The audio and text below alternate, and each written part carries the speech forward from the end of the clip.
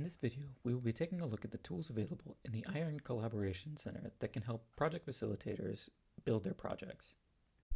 We'll start by navigating to your project's information page. Click on Courses I Am Teaching in the top navigation bar and find the title of the project that you would like to manage.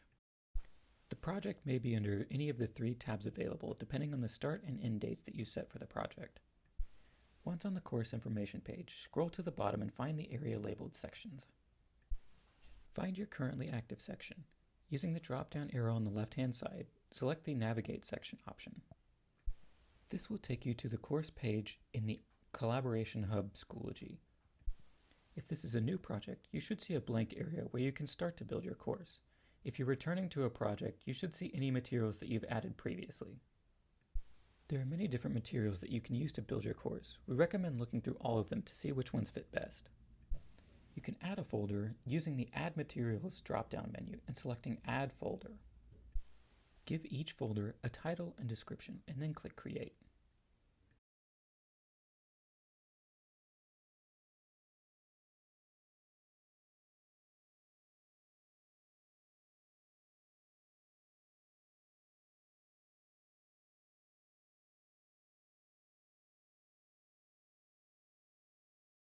Once the folder is created, you can click the title and start adding materials directly in that folder.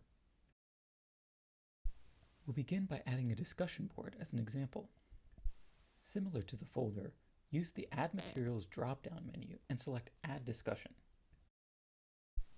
All materials will require a title, and we recommend adding a description to let the participants know what they should be doing in this assignment.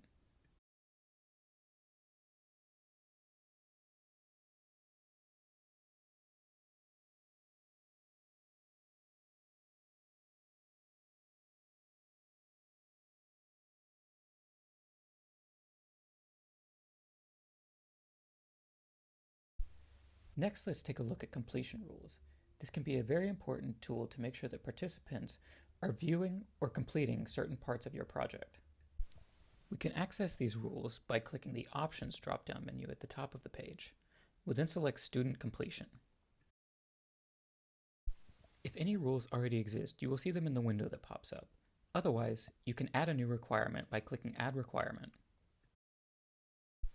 The rules can vary by material, but usually have one requirement to either view or interact with the material. Once you've added the rules, save the changes. You should then see the rules displayed under the specified material in the list.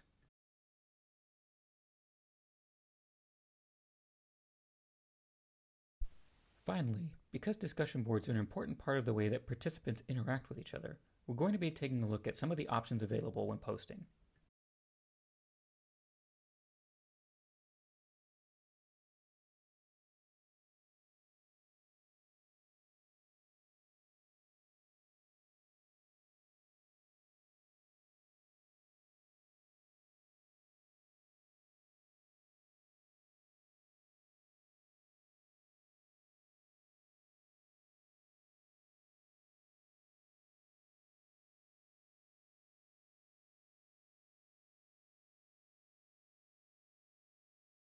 Participants have the option to format their text using things like bolding and underlining, adding bullet points, and changing the font size.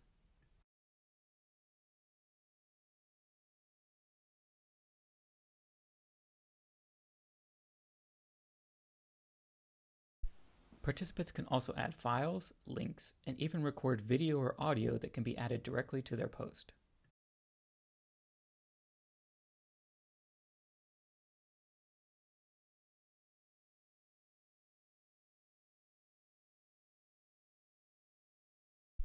Once a participant has posted, other participants will be able to like or reply to their comment.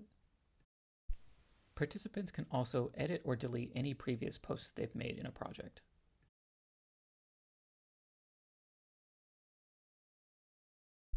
Facilitators will also have the ability to delete any posts that they deem off-topic or inappropriate.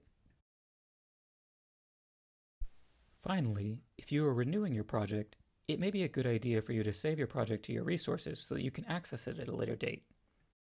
To do so, navigate to your project's homepage and then select the Options drop-down menu. Then select Save course to resources. A new window will pop up.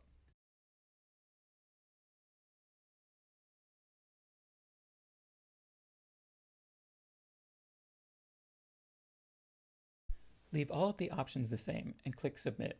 It may take a little bit of time to save all of your resources if you have a large project.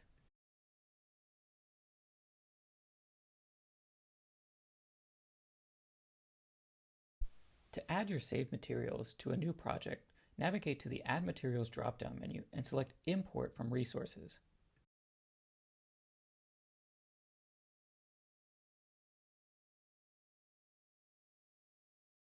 Find the folder with the project title you would like to import and then open that folder.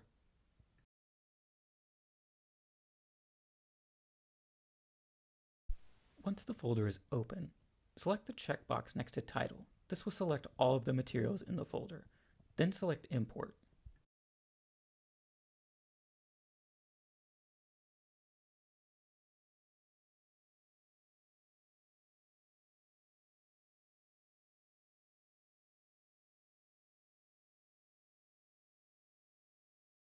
Once imported, your new materials should be displayed in your project.